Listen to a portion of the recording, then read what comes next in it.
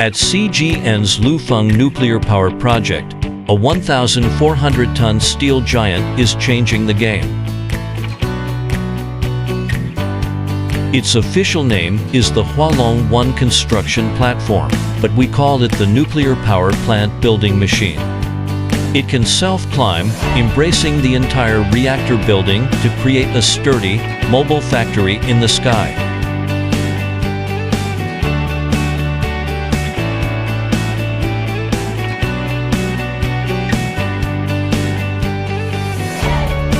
Designed to withstand typhoons, it dramatically speeds up construction, helping Hualong 1 generate power faster.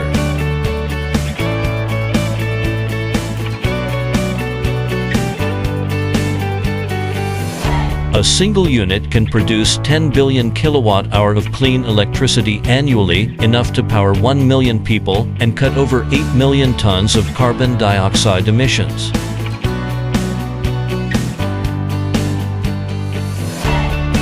GOWE. Together, go further.